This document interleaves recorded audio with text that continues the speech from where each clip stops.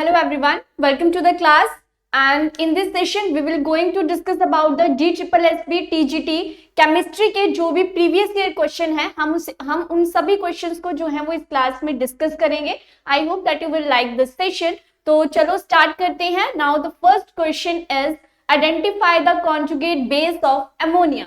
अब देखो DSSB में जो है वो थोड़े डीप क्वेश्चंस जो हैं वो ज्यादा पूछे जाते हैं। तो वहां पे जैसे ये क्वेश्चन है कॉन्जुगेट बेस के बारे में, अगर मैं नॉर्मल बात करूं +1 +2 के सिलेबस से, so this question is came from the equilibrium chapter, जहां पे हम कॉन्जुगेट बेस, कॉन्जुगेट एसिड्स, जहां पे हम strong acid, strong base, weak acid, weak base और बफर सॉल्यूशंस के बारे में स्टडी करते हैं। वहां से जो है ये क्वेश्चन लिया गया है। Now the question is identify the conjugate base of ammonia. Now, what is base? जो इलेक्ट्रॉन पेयर की डोनेशन करता है, having the negative sign in journal language में अगर बात करूं, then that is what conjugate base. So here the conjugate base of ammonia is what? That is an H2 negative is known as the conjugate base. Clear है? अब ये चीज आई कैसे? अगर मैं इसकी एक्सप्लेनेशन की बात करूं तो देखो यहाँ पे वाटर आपका क्या था? एज अ एसिड प्रेजेंट था, अमोनिया एज अ बेस। जब आपने इसकी रिएक्शन करवाई तो जो बेस था उसका जो कॉन्जुगेट पेयर बनेगा वो क्या बनेगा? एसिड बनेगा। और अगर एसिड है तो उसका कॉन्जुगेट पेयर क्या बनेगा? बेस बनेगा। तो इस तरीके से अगर मैं यहाँ पे कॉन्जुगेट एसिड की बात करूं तो वहां पे क्या हो जाएगा? NH4 positive having the positive sign. और क्योंकि यहाँ पे water as a acid behave कर रहा था तो उसका जो कॉन्जुगेट पेयर बनेगा वो एसिड से क्या बनेगा? कॉन्जुगेट बेस बनेगा, दैट इज OH नेगेटिव। सो इस तरीके से जो है वो कॉन्जुगेट एसिड और बेस की आइडेंटिफिकेशन करी जाती है। Clear? Now the next question is the IUPAC name of the compound is given in front of you। so आपको ये बताना है कि ये जो given compound है इसका IUPAC नेम क्या है। now the first part is that कि हम सबसे पहले नंबरिंग करेंगे, longest कार्बन चेन को देखेंगे और उसके बाद हम क्या करेंगे, यहाँ पे इनकी डबल बॉन्ड की पोजीशंस को जो है वो चेक करेंगे। तो यहाँ पे ये क्या बन जाएगा? एक सेकेंड, 1 2 3 4 5 6 7। अब लॉन्गेस्ट कार्बन चेन जो है वो C7 है। दैट मींस कि यहाँ पे आपको क्या देखने को मिलेगा? हेप्ट देखने को मिलेगा। अगर मैं ऑप्शंस की बात करूं तो यहाँ आइन भी है। दैट मींस कि यहाँ पे क्या होगा? ट्रिपल बॉन्ड जो है वो प्रेजेंट होगा। ये बाय मिस्टेक जो है वो यहाँ पे रह गया है। तो अब देखो यहाँ पे जो है वो फर्स्ट प्रायोरिटी दी जाती है किसे? जो भी हमारे मल्टीपल बॉन्ड्स होते हैं उन्हें जो है वो लोएस्ट से लोएस्ट पोजीशन जो है वो दी जानी चाहिए। तो यहाँ पे जो इसका नाम बनेगा वो क्या बनेगा? देखो यहाँ पे जो है फर्स्ट पोजीशन पे क्या है? Double bond. Last position 6 position पे क्या है? ट्रिपल बॉन्ड है। सो ये बन जाएगा हेप्ट। अगर तो सिंगल बॉन्ड होते तो सिंपल हेप्टेन चलता है। And we all know that कि जब भी हम डबल बॉन्ड्स की या ट्रिपल बॉन्ड्स की नेमिंग करते हैं तो वो जो है वो एज अ सुफिक्स जो है वो लगाए जाते हैं। सो यहाँ पे तो ये चीज नहीं होगी। तो यहाँ पे सही आंसर इसका क्या है? Option C, that is hept.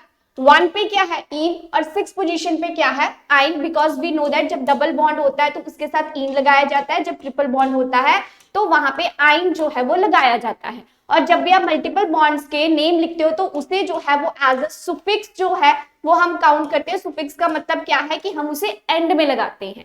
Clear? So here the right answer is what? That is option C. Clear? चलिए नेक्स्ट देखते हैं। The wave number of the limiting line of the series visible in hydrogen spectrum। अब structure of atom के बारे में सभी ने पढ़ा है, वहां पे हम स्पेक्ट्रम ऑफ हाइड्रोजन के बारे में भी पढ़ते हैं, जहां पे हम रिडबर्ग फॉर्मूला जो है उसको स्टडी किया जाता है। दैट इज 1/n1 का स्क्वायर माइनस 1/n2 का स्क्वायर। ऐसे करके जो है वो वहां से वेवलेंथ जो है वो निकाली जाती है। तो ये और वेव नंबर के साथ जो है वो एसोसिएट भी होता है। सो देयर आर 5 लाइंस जो है वो वहां से डिस्कवर हुई थी। That is Lyman, Balmer, Paschen, Brackett and Pfund. उनकी क्या थी? डिफरेंट डिफरेंट रीजन्स में वो डिफरेंट डिफरेंट स्पेक्ट्रा देते थे। तो यहाँ पे उन्होंने क्या पूछा हुआ है कि वेव नंबर क्या है जो हम विजिबल रीजन के लिए काउंट करेंगे, उसकी वैल्यू कितनी होती है। सो अगर मैं यहाँ पे भी डायरेक्ट आंसर की बात करूं then it is what? That is 27,419 centimetre inverse जो है वो आपको वेव नंबर की वैल्यू देखने को मिलेगी। क्लियर? अब ये आया कैसे? चलो डिस्कस करते हैं। अब वो कहता है कि जो आपका एटॉमिक स्पेक्ट्रा है हाइड्रोजन एटम का, उसमें जो है कौन कौन सी सीरीज देखने को मिलती है? 5 series, Lyman, Balmer, Paschen, Brackett and Pfund. अब इसका रिडबर्ग फॉर्मूला है जिसके अकॉर्डिंग हाइड्रोजन स्पेक्ट्रा को सॉल्व किया जाता है। That is wave number is equals to this number and 1 upon n1 का स्क्वायर माइनस 1 upon n2 का square. This one is important. ऐसे टाइप के क्वेश्चंस पेपर में देखने को मिलते हैं. नाउ यहाँ पे v बार है, उसका मतलब क्या है, that is the wave number. n1 and n2 क्या है, आपकी शेल्स हैं, and this constant is called the Rydberg constant for the hydrogen. If you know the single formula, you can calculate the spectral lines for any series. Clear? अब ऐसे में अगर बात करूं देखो यहाँ पे क्या है, लाइमन सीरीज. लाइमन सीरीज में n की वैल्यू कितनी होती है, 1 होती है. बाल्मर में n जो n1 होगा वो कितना होगा आपका 2. पार्शियल में n is equals to 3, bracket में n इज इक्वल्स टू 4, और इसी तरीके से आगे जो है वो चीजें आपकी कंटिन्यू वे में चलती रहती हैं. Clear? So here is the whole explanation. क्योंकि अभी हमें सेकेंड लाइन के लिए निकालनी थी, तो वहां पे क्या था, wave number is equals to Rydberg constant 1 upon n1 का स्क्वायर माइनस 1 अपॉन n2 का स्क्वायर. तो दैट मींस कि विजिबल रीजन हमें किस में देखने को मिलता है, बाल्मर सीरीज में देखने को मिलता है. दैट इज व्हाई n1 की जगह 2 आ गया और n2 की जगह जो है वो क्या आ जाएगा, अगले वाला नंबर आ जाएगा, दैट इज 4.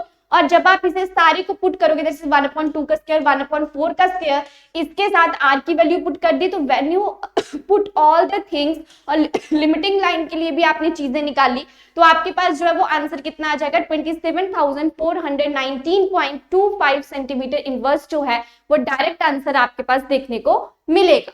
क्लियर है? चलिए नेक्स्ट देखते हैं.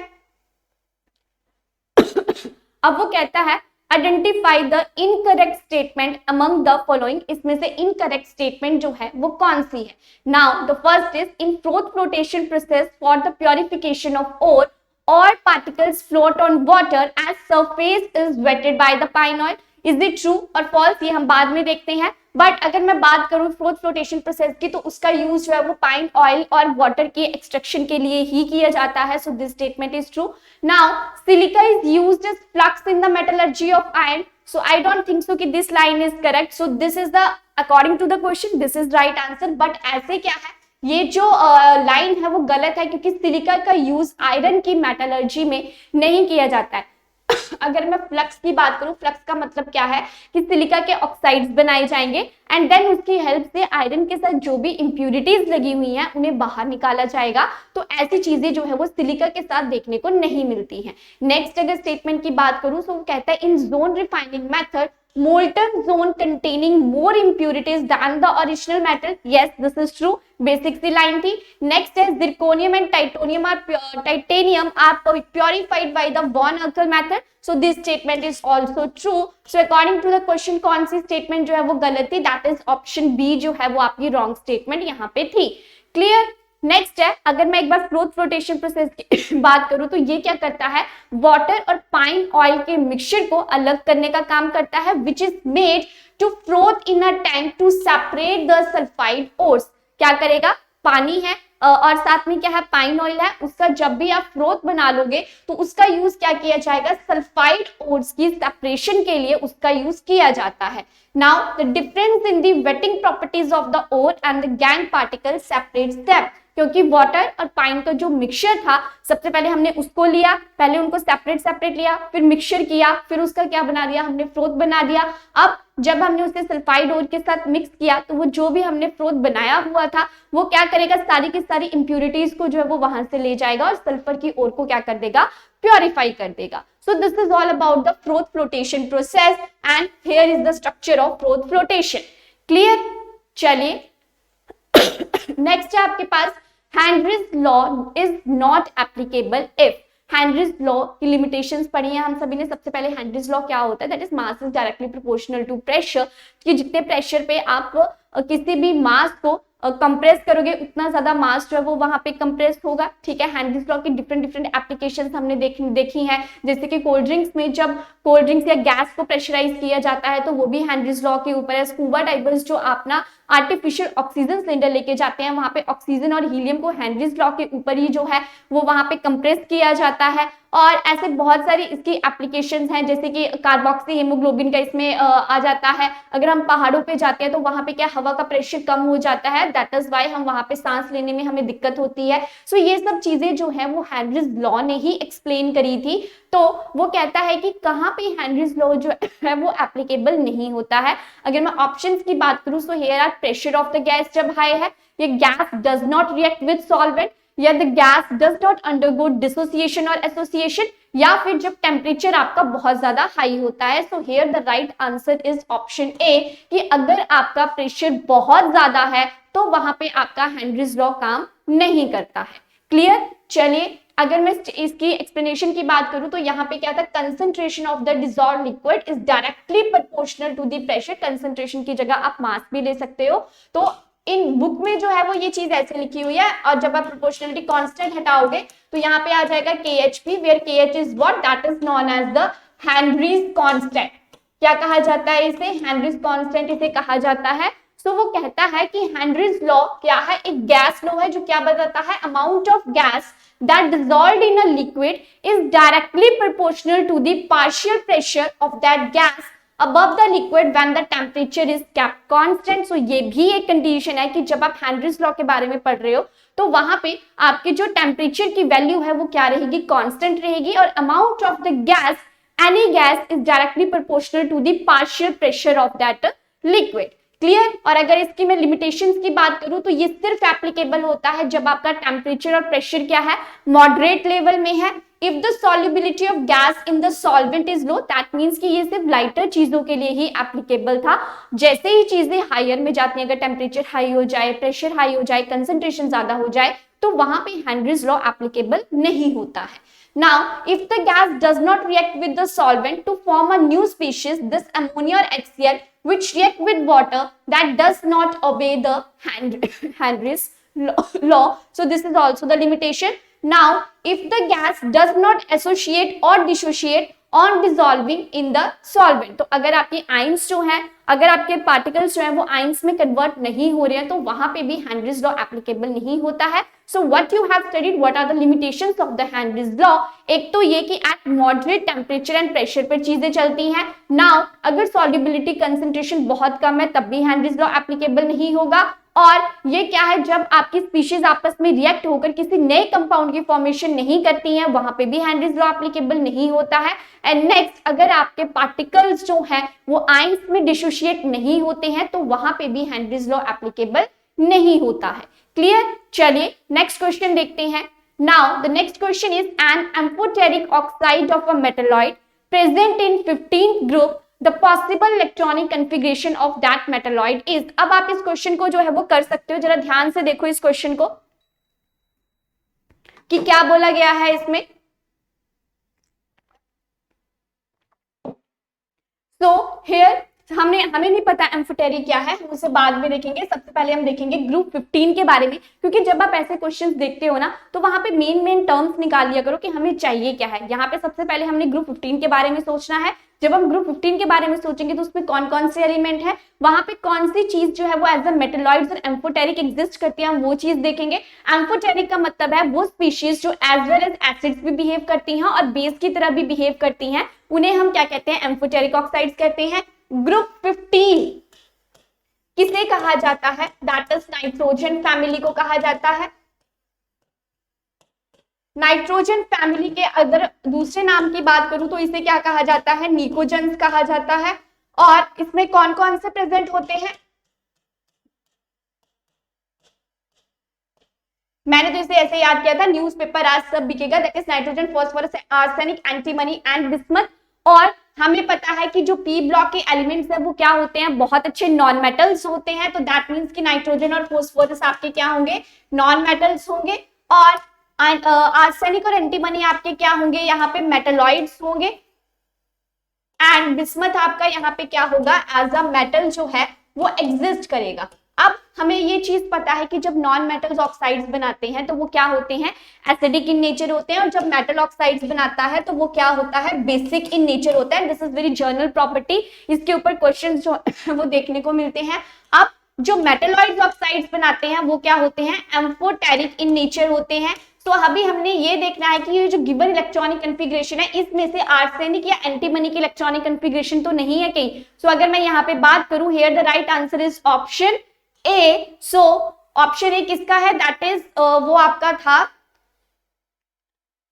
Argon 3d10 4s2 4p3। सो ये किसके केस में देखने को मिलता है, आर्सेनिक के केस में देखने को मिलता है। सो दैट इज वाई यहाँ पे आपके सही क्वेश्चन का आंसर क्या था, दैट इज ऑप्शन ए, जिसे आप क्या कहते हैं, आर्सेनिक जो है वो कहते हैं। अब देखो ये क्वेश्चन कितना इजी था, उन्होंने सिर्फ ग्रुप 15 के बारे में पूछा हुआ था और सिर्फ पूछा था कि कौन सा एम्फोटेरिक ऑक्साइड है। तो अगर आपको ग्रुप के एलिमेंट्स का नाम पता है तो वहां पे आप आसानी से जो है इन चीजों को आइडेंटिफाई कर सकते हो। अगर आपको ये चीज पता थी कि उसका कितना एटॉमिक नंबर है, उसकी क्या इलेक्ट्रॉनिक कॉन्फ़िगरेशन है, सो वहां से क्वेश्चन जो है वो आसानी से यहाँ पे निकल गया। क्लियर है? चलिए, so here are all the elements, nitrogen, phosphorus, arsenic, antimony and bismuth, 7, 15, 33, 51 and 83। और लास्ट शेल में जो है वो NH2NP3, ये जो है इसकी क्या होती है, जनरल इलेक्ट्रॉनिक कॉन्फ़िगरेशन होती है।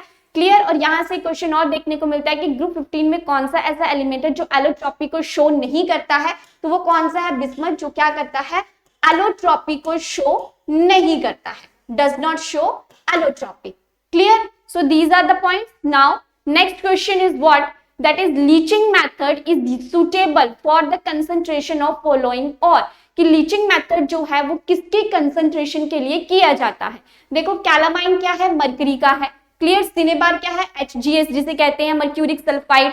कैस्टराइड जो है वो टिन की ओर है, दैट इज टिन ऑक्साइड आप इसे कह सकते हैं। और अर्जेंटाइड क्या है, that is the ore of the silver. नाउ इन्होंने पूछा है कि जो लीचिंग मेथड है वो किसकी एक्सट्रैक्शन के लिए यूज किया जाता है, डायरेक्ट क्वेश्चन है। So here the right answer is what, that is option D, silver की ओर को एक्सट्रैक्ट करने के लिए लीचिंग मेथड का यूज किया जाता है।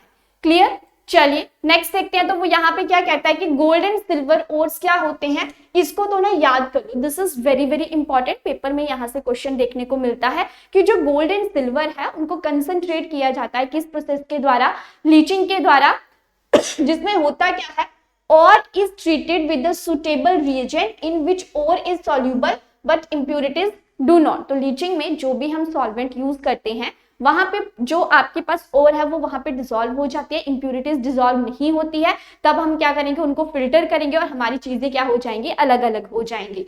ऐसे ही जैसे अगर मैं गैलीना की बात करूं, galena is very very important, paper में यहां से भी क्वेश्चन आ सकता है, that is PBS galena. Copper pyrites, cinnabar, HGS and argentite AG2S।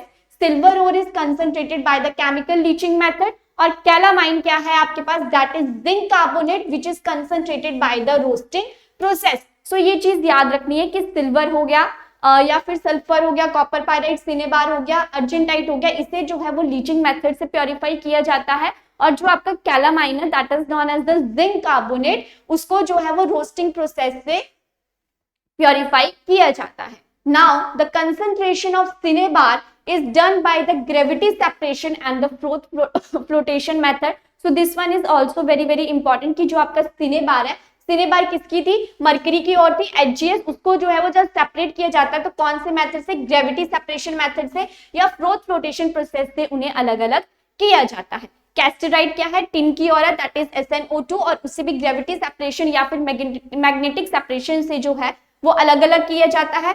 कैस्टराइड की बात करूं तो वो क्या है, difficult to dissolve in acids है and bases, so the leaching process is not employed for it. So cassiterite that is tin oxide के लिए लीचिंग प्रोसेस जो है वो एप्लीकेबल नहीं है, क्योंकि वहां पे जो गिवन सॉल्वेंट है या तो वो एसिडिक होगा या तो वो बेसिक होगा, उसमें कैस्टराइड जो है वो डिसॉल्व नहीं होती है। So what you have studied in this slide कि जो भी आपके गोल्ड, सिल्वर, कॉपर पायराइड्स है उसे हम लीचिंग प्रोसेस के द्वारा एक्सट्रैक्ट करते हैं। Calamine that is known as the zinc carbonate, उसे जो है वो किस मेथड से किया जाता है, रोस्टिंग प्रोसेस से। नेक्स्ट सिनेबार को आगे जो है वो फ्लोटेशन या फिर ग्रेविटी सेपरेशन मेथड से अलग अलग किया जाता है। जो आपका कैस्टराइट है that is known as the tin oxide, उसे जो है वो ग्रेविटी सेपरेशन या फिर मैग्नेटिक सेपरेशन से जो है वो अलग अलग किया जाता है, वहां पे लीचिंग प्रोसेस का यूज नहीं होता है। जो स्टार्टिंग में मैंने ये कहा था वहां से मेरे से गलत बोला गया था, दैट इज उसमें क्या था वो चीज, that is calamine is what, that is zinc carbonate जो है वो इसे कहा जाता है। जो कैलोमल है that is the ore of what, mercury. Clear? चलिए नेक्स्ट देखते हैं। यहाँ पे आपके सामने एक रिएक्शन दी गई है, Ag2 पॉजिटिव है, साथ में सिल्वर है, देन वो 2Ag पॉजिटिव बन गया। अब वो पूछ रहा है कि this is a type of, this is which type of reaction. So here are the options, that is precipitation reaction, disproportionation, comproportionation या फिर डिस्प्लेसमेंट रिएक्शन जो है वो इसे कहा जाता है। तो देखो प्रेसिपिटेट्स तो इसमें नहीं बन रहे हैं, तो ये भी नहीं हो सकता। डिस्प्लेसमेंट यहाँ पे है नहीं, क्योंकि उसके लिए क्या होना चाहिए, एक हाईली रिएक्टिव मेटल होना चाहिए, एक लो रिएक्टिव मेटल होना चाहिए, तो यहाँ पे डिस्प्लेसमेंट भी नहीं हो रही है। अब बचे आपके पास दो ऑप्शन, दैट इज या तो डिस्प्रपोर्शनेशन होगा या फिर कम प्रोपोर्शनेशन जो है वो आपके पास देखने को मिलेगा। So here the right answer is what, that is option C. अब इस रिएक्शन में होता क्या है, जब सेम टाइप के एलिमेंट्स जो हैं वो एक ही सेम टाइप के प्रोडक्ट्स की फॉर्मेशन करते हैं, सेम एलिमेंट के टाइप की, तो हम उसे इस टाइप की रिएक्शन कहते हैं। For example in front of you देखो Ag2 पॉजिटिव था, तो यहाँ पे क्या हुआ, इसे जो है वो स्पिन प्रोपोर्शनेशन रिएक्शन भी कहते हैं। ये एक ऐसी केमिकल रिएक्शन है where two reactants containing the same elements what with different oxidation number form a compound having an intermediate oxidation number। तो वो क्या कह रहा है, this question is very very important. क्यों इंपॉर्टेंट है, वो कहता है कि सेम ही टाइप के एलिमेंट्स जब रिएक्शन में यूज होते हैं बट उनकी ऑक्सीडेशन स्टेट वहां पे क्या है, डिफरेंट देखने को मिल रही है, और जो वहां पे प्रोडक्ट फॉर्म हो रहा है वो क्या है, इंटरमीडिएट ऑक्सीडेशन स्टेट का है। तो इस टाइप की रिएक्शंस को हम क्या कहते हैं, सिन प्रोपोर्शनेशन रिएक्शन जो है वो उन्हें कहा जाता है। I hope this is clear to you. तो यहाँ पे देखो सिल्वर था, Ag2 पॉजिटिव था, तो यहाँ पे ऑक्सीडेशन स्टेट थी 2, और यहाँ पे सिल्वर था बिल्कुल प्योर स्टेट में, दैट इज 0, और जब भी इसकी ऑक्सीडेशन हुई तो यहाँ पे ये क्या बन गया, intermediate state, that is +1 charge जो है वो आपको देखने को मिलेगा। तो यहाँ पे क्या है, रिडक्शन हो रही है, और यहाँ पे क्या है, ऑक्सीडेशन जो है वो आपको देखने को मिलता है, because oxidation is what, that is loss of electron, और रिडक्शन इज व्हाट, वहां पे क्या हो रहा है, गेन ऑफ इलेक्ट्रॉन जो है वो आपको देखने को मिल रहा है। So here Ag2 positive reduce to what, Ag positive, और जो प्योर में था वो किस में ऑक्सीडाइज्ड हो गया, Ag पॉजिटिव में ऑक्सीडाइज हो गया। सेम अगर मैं बात करूं हाइड्रोजन सल्फाइड की, तो वहां पे देखो सल्फर के एलिमेंट है दोनों, अब इनकी क्या है, यहाँ पे -2 ऑक्सीडेशन स्टेट है, यहाँ पे +4 ऑक्सीडेशन स्टेट है। तो जैसे ही इसका प्रोडक्ट बना, ऑक्सीडेशन और रिडक्शन हुई, वहां पे क्या हुआ, 0, that is intermediate oxidation state जो है वो वहां पे आपको देखने को मिलेगी। सो रिमेंबर दिस थिंग कि जब भी आपके 2 एलिमेंट्स हैं और वो क्या है, सेम है but different different oxidation state में है, तो आगे जो प्रोडक्ट बन रहा है वो क्या है, इंटरमीडिएट ऑक्सीडेशन स्टेट का है, then this type of reaction is known as the syn proportionation reaction. Clear. चलिए नेक्स्ट देखते हैं डिस्प्रोपोर्शनेशन रिएक्शन की अगर मैं बात करूं तो वो क्या होता है, this is also the type of the redox reaction in which the same element undergoes oxidation and reduction simultaneously.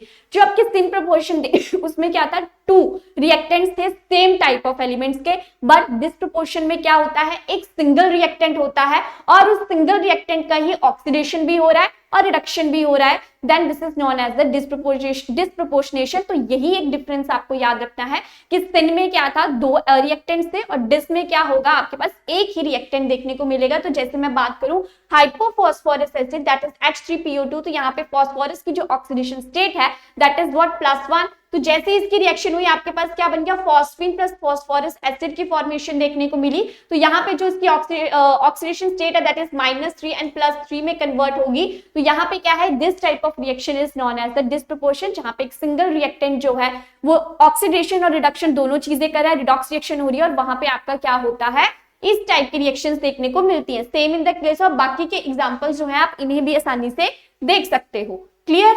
चलिए नेक्स्ट देखते हैं डिस्प्लेसमेंट रिएक्शन, जहां पे जो भी आपका हैवियर एटम है वो डिस्प्लेस कर देता है लो रिएक्टिविटी मेटल को। जैसे देखो AB + CD, तो यहाँ पे जो A है वो बॉन्ड बनाएगा किसके साथ, D के साथ, और C जो है वो बॉन्ड बनाएगा B के साथ। तो यहाँ पे क्या है, डिस्प्लेसमेंट होती है। For example copper sulphate plus iron, तो यहाँ पे आयरन जो है वो कॉपर को डिस्प्लेस कर देगा, तो फेरस सल्फेट प्लस कॉपर की फॉर्मेशन आपके पास देखने को मिलेगी। These types of reactions are important, ऐसे क्वेश्चंस पेपर में देखने को मिलते हैं। सिल्वर नाइट्रेट प्लस कॉपर, तो यहाँ पे कॉपर नाइट्रेट सिल्वर बाहर, यहाँ पे जिंक सल्फेट प्लस आयरन बाहर। तो यहाँ पे क्या है, जो भी आपकी इलेक्ट्रोकेमिकल सीरीज है उसके अकॉर्डिंग हैवी जो आपका ज्यादा रिएक्टिव मेटल है वो लो रिएक्टिव मेटल को क्या कर देता है, डिस्प्लेस कर देता है। क्लियर। चलिए नेक्स्ट देखते हैं the correct order of electronegativity among the following. तो यहाँ पे सबसे ज्यादा इलेक्ट्रोनेगेटिविटी किसके साथ जो है वो देखने को मिलेगी। सो अगर मैं बात करूं यहाँ पे सारे डिफरेंट ग्रुप्स है। पहले ग्रुप 13 का है, नो ग्रुप 14 का है, देन ग्रुप 15 है, देन ग्रुप 16 है एंड देन ग्रुप 13 है. So here the right answer is what, that is option C, because we know that oxygen is very electronegative. Clear है. सेकंड नंबर पे जो है वो सबसे ज्यादा एलिमेंट जो इलेक्ट्रोनेगेटिव है दैट इज ऑक्सीजन. और ये क्या करता है, decreases down the group. So it is what, that is the regular trend जो है वो देखने को मिलता है इलेक्ट्रोनेगेटिविटी का. किस ग्रुप में, दैट इज ग्रुप 16 में. और इसे जो है वो और किस नाम से जाना जाता है, दैट इज इसे कैल्कोजेंस भी कहा जाता है. क्लियर. इलेक्ट्रोनेगेटिविटी क्या होती है, न्यूक्लियस की इलेक्ट्रॉन्स को अपनी तरफ अट्रैक्ट करने की जो टेंडेंसी होती है that is known as the electronegativity. So here is the answer. Now the next question is solubility of potassium chloride in water is due to. KCl जो है वो पानी में डिसॉल्व हो जाता है, क्यों? अब अगर मैं इसकी डिसोसिएशन करूं तो ये K पॉजिटिव और Cl नेगेटिव में टूट जाएगा. तो वो कहता है this is due to the ion dipole interaction, London forces, ion induced dipole interaction या फिर dipole dipole interaction. So here the right answer is what, that is option A, ion dipole interactions. क्योंकि यहाँ पे क्या है, ions की formation आपके पास देखने को मिल रही है. सो दैट इज व्हाई यहाँ पे क्या होगा, आयन आयन डाइपोल इंटरेक्शन जो है वो आपके पास देखने को मिलेगी. क्लियर. सो ऑप्शन ए क्या है यहाँ पे राइट आंसर है. अगर मैं आयन डाइपोल फोर्सेस की बात करूं तो यहाँ पे देखो, this is what cation, cation having what, that is the positive sign and this is what molecules with the dipole moment. तो यहाँ पे पार्शियल नेगेटिव चार्ज, यहाँ पे पार्शियल पॉजिटिव. इस साइड आपका क्या है, A9, that is the negative. अब क्या होगा, इस केटाइन के पॉजिटिव और जो डाइपोल था उसके पार्शियल नेगेटिव के बीच में क्या होगी, अट्रैक्शन देखने को मिलेगी. तो वो कहता है the cation forms an attractive forces with the partially negative end of the molecule. तो यहाँ पे भी अट्रैक्शन होना स्टार्ट होगी और यहाँ पे क्या होगा, यहाँ पे भी अट्रैक्टिव फोर्सेस होंगे और ये सब चीजें आपस में क्या हो जाएंगी, एसोसिएट हो जाएंगी और वहां पे आपकी सॉल्युबिलिटी जो है वो देखने को मिलेगी. सो this is the type of what, that is ion dipole forces. Now the next is what, London dispersive forces. तो इसमें क्या होता है, लंदन में एक सिमेट्रिकल आपके पास पूरा का पूरा कंपाउंड है जिसमें आपके पास न्यूक्लियस है, साथ में क्या हो रहे हैं आपके इलेक्ट्रॉन्स जो है वो रिवॉल्व कर रहे हैं. तो यहाँ पे क्या होगा, जैसे ही instantaneous dipole moment due to asymmetry, तो जैसे ही इसने पोलराइज होना स्टार्ट किया तो पॉजिटिव चार्ज एक तरफ, नेगेटिव चार्ज एक तरफ. तो ऐसे जब आप दूसरा एटम सेम वहां पे लाए तो नेगेटिव जो है, जो दूसरा एटम था अब वो भी पोलराइज होना स्टार्ट करेगा. बट होगा क्या, नेगेटिव के साथ कौन सा चार्ज देखने को मिलेगा, पॉजिटिव चार्ज देखने को मिलेगा. और इस टाइप की फोर्सेस को हम क्या कहते हैं, लंदन डिस्पर्जन फोर्सेस कहते हैं. क्लियर. तो क्या था, एक सिमेट्रिकल एटम था हमारे पास, उसने क्या किया, पोलराइज होना स्टार्ट कर दिया. तो वहां पे क्या थे आपके पास, पॉजिटिव और नेगेटिव आयंस में जो है वो चीजें पोलराइज होगी. जैसे ही उस टाइप का सेम एक और एटम आपके पास आया, उसने भी पोलराइज होना स्टार्ट किया बट वो भी पॉजिटिव और नेगेटिव आयंस में टूटा, जिसकी वजह से क्या हुआ, नेगेटिव और पॉजिटिव आयंस के बीच में अट्रैक्शन होना स्टार्ट होगी. And this type of forces is known as what, that is London dispersion forces इन्हें कहा जाता है. क्लियर. ऐसे ही आपके पास क्या है, डाइपोल इंड्यूस्ड डाइपोल फोर्सेस. तो एक डाइपोल है, वो दूसरे डाइपोल की प्रेजेंस में क्या होता है, वहां पे वो भी चीजें जो है वो वैसे ही फोर्सेस जो है वो अट्रैक्ट करना शुरू कर देते हैं. दैट मींस कि संगत का असर होना शुरू हो जाता है. तो जैसे आपके पास क्या है, हाइड्रोजन क्लोराइड है, वो क्या है आपका पोलर कंपाउंड है, partial positive partial negative charge देखने को मिलेगा. आर्गन है जो क्या है, इंड्यूस्ड डाइपोल है, कि जब आप आर्गन को हाइड्रोक्लोराइड की प्रेजेंस में रखोगे तो आर्गन जो कि क्या है, एक इनर्ट गैस है, वो भी इसकी प्रेजेंस में थोड़ा सा पार्शियली जो है वो चार्ज होना स्टार्ट हो जाएगी, जिसे हम कहते हैं कि संगत का असर होना शुरू हो जाता है. सो सेम इन केस जो है डाइपोल इंड्यूस्ड डाइपोल फोर्सेस में आपको यहाँ पे देखने को मिलता है. सेम जैसे वाटर है, वाटर क्या है आपका, एक पोलर मॉलिक्यूल है, क्योंकि वहां पे H2 पॉजिटिव O नेगेटिव में रहता है. So here is the partial positive charge, here is the negative. तो यहाँ पे ऑक्सीजन क्या था आपका, that is a divalent molecule. Oxygen के पास सिर्फ नेगेटिव चार्ज था, लेकिन जैसे ही आपने ऑक्सीजन को वाटर के विद रिस्पेक्ट टू में रखा तो ऑक्सीजन तो वाटर की प्रेजेंस में वो भी क्या होगा, थोड़ा सा पार्शियली पॉजिटिव चार्ज होना शुरू हो जाएगा.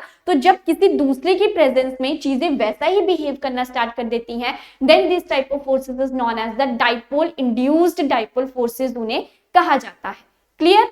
चलिए नेक्स्ट देखते हैं. A radioactive nucleus parent emits 1 alpha and 2 beta particles then the daughter nucleus is.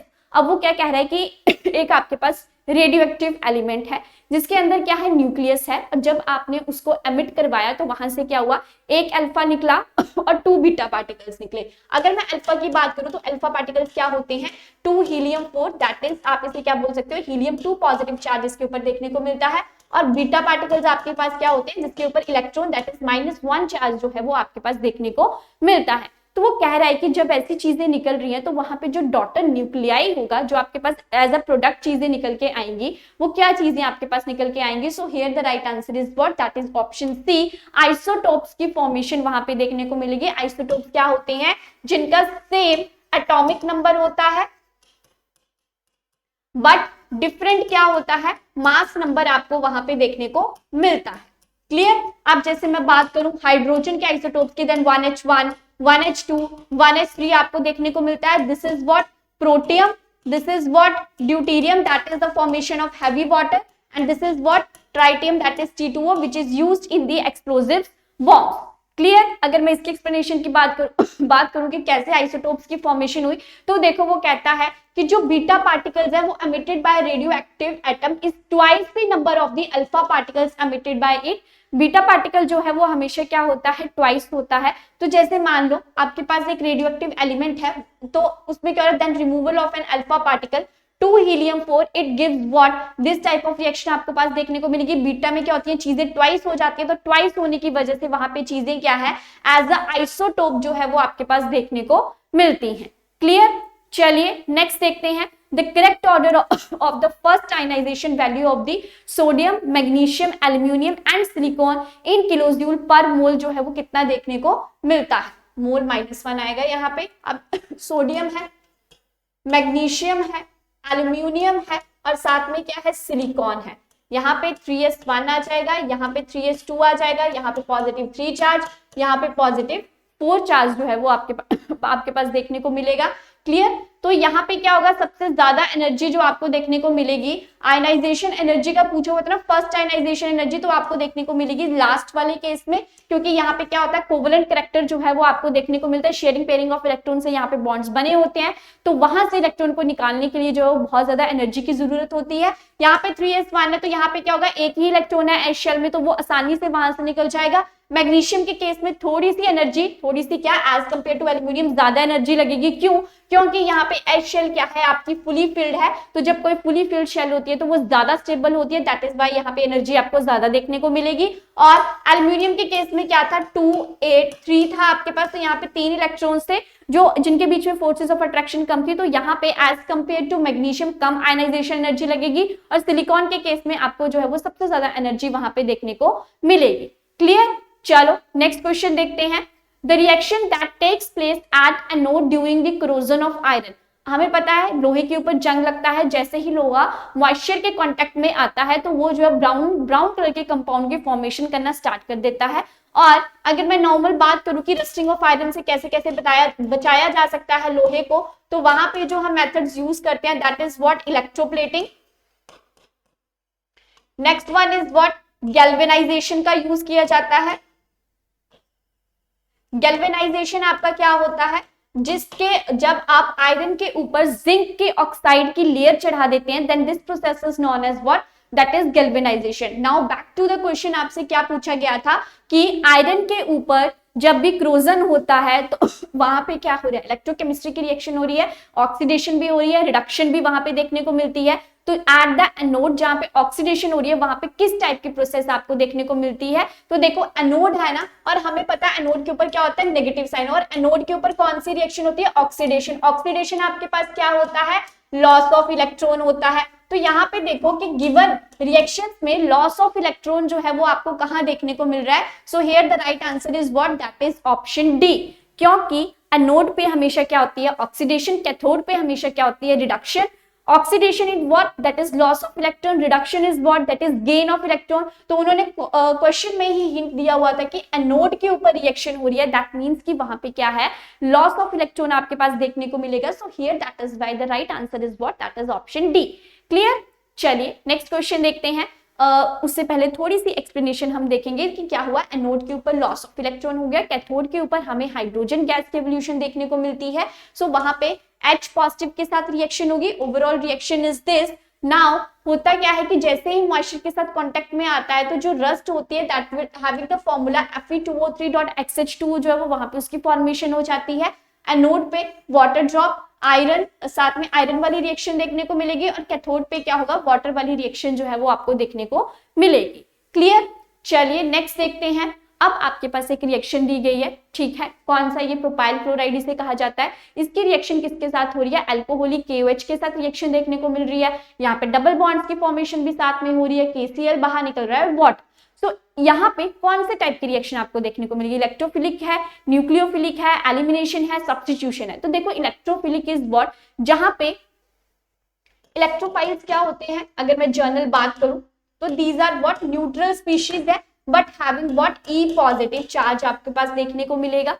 Clear. ये क्या होते हैं, इलेक्ट्रॉन डेफिशिएंट स्पीशीज होती हैं, इलेक्ट्रॉन डेफिशिएंट है ये। और जो आपके पास न्यूक्लियोफाइल है उसके ऊपर नेगेटिव चार्ज होता है, but these are also the neutral species one. और ये क्या होते हैं, इलेक्ट्रॉन लविंग होते हैं। ये हमेशा जो है वो बैक अटैक करके जो है वो मैकेनिज्म्स की फॉर्मेशन करते हैं। क्लियर। तो ये चीज तो होगी। अब देखो यहाँ पे क्या है, अल्कोहलिक KOH है, that is K positive and OH negative है। तो OH नेगेटिव जब यहाँ पे अटैक करेगा, बैक अटैक की वजह से फर्स्ट पॉइंट तो क्लियर हो गया कि यहाँ पे क्या होगा, न्यूक्लियोफिलिक सब्स्टिट्यूशन रिएक्शन आपके पास देखने को मिलेगी। और साथ में क्या होगा यहाँ पे, option B that is elimination भी आपके पास देखने को मिलेगा, क्योंकि जब यहाँ पे डबल बॉन्ड की फॉर्मेशन हो जाएगी तो Cl क्या है, पोटेशियम के साथ बॉन्ड बना के क्या हो जाएगा, एलिमिनेट हो जाएगा। That is why this is known as what, nucleophilic substitution reaction with elimination reaction. So इन टाइप के रिएक्शंस को हम क्या कहते हैं, जहां पे भी एक नेगेटिव टाइप की स्पीशीज बैक अटैक के थ्रू चीजों की फॉर्मेशन करती है, तो वहां पे न्यूक्लियोफिलिक सब्स्टिट्यूशन रिएक्शन होती है। और साथ में यहाँ पे क्या हो रहा है, क्लोराइड आपका पोटेशियम के साथ बॉन्ड बना के बाहर निकल रहा है। So this is what, that is the elimination reaction भी इसे कहा जाता है। क्लियर। चलिए नेक्स्ट देखते हैं, shape and type of hybridization found in methylium that is CH3 positive ion R। अब देखो है तो CH3 है ना, तो क्या होगा यहाँ पे, sp3 हाइब्रिडाइजेशन होगी या फिर sp2 हाइब्रिडाइजेशन होगी। 3 स्पीशीज है, दैट मीन्स कि 3 ही होगा, sp2 2 + 1 दैट मीन्स 3। और ट्राइगोनल प्लेनर की शेप विद पॉजिटिव साइन यहाँ पे आपको देखने को मिलेगी। क्लियर। ट्राइगोनल पिरामिडल कब होता है, जब चीजें क्या है, लोन पेयर्स में एग्जिस्ट करती हैं। क्लियर। तो यहाँ से ये चीजें तो बिल्कुल भी नहीं बनेगी, हाइब्रिडाइजेशन आपकी रहेगी sp2। सो याद रखना है कि जो मिथाइलियम आयन है that is a CH3 positive, वहां पे आपको कौन सी, डायरेक्ट क्वेश्चन है, डायरेक्ट पता चल रहा है कि 3 स्पीशीज 3 है यहाँ पे, तो मतलब 2 + 1 3 जो है वो वहां पे हाइब्रिडाइजेशन आपके पास देखने को मिलेगी। So right answer is what, that is option B. और अगर मैं इसके स्ट्रक्चर की बात करूं तो देखो ट्राइगोनल प्लेनर स्ट्रक्चर बन रहा है ना, लाइक दिस। ये क्या है, एम्प्टी ऑर्बिटल्स है, और ये bond formed by the sp2 hybridization, and this is what known as the methyl ketene. Clear. चलिए नेक्स्ट देखते हैं, micelles in aqueous solution above critical micelle concentration are formed by. तो एक CMC होता है जिसके अबव क्या होता है, माइसल फॉर्मेशन आपके पास देखने को मिलती है। माइसल फॉर्मेशन आपको कहाँ पे देखने को मिलती है, जहां पे सोप्स और डिटर्जेंट जो है वो क्लीनिंग एजेंट्स का काम करते हैं, जहां पे क्लीनिंग फंक्शंस जो है वो यूज किए जाते हैं। हाइड्रोफिलिक टेल, हाइड्रोफोबिक हेड जो है वो ऐसी चीजें आपको वहां पे देखने को मिलती हैं। तो वो बोल रहे जो माइसल फॉर्मेशन करता है ना, वो इसमें से कौन सा कंपाउंड फॉर्मेशन करता है। तो देखो NH2 अमीन का प्रोडक्ट तो वैसे ही नहीं होगा, क्योंकि वहां पे सोप में नाइट्रोजन कंटेनिंग कंपाउंड्स हमारे पास नहीं होते हैं।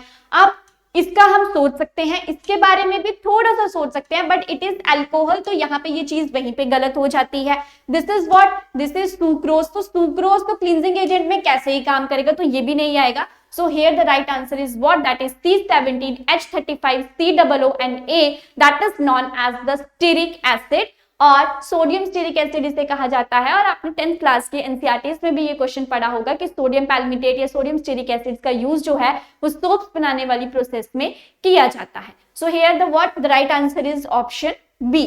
क्लियर। चलिए नेक्स्ट देखते हैं। Okay, so this is all about today. आज जो है वो इतने ही क्वेश्चंस थे जो कि प्रीवियस ईयर में आपके आए थे। फिर मिलते हैं नेक्स्ट सेशन में। I hope you like this session. Thank you so much and all the best for your exam.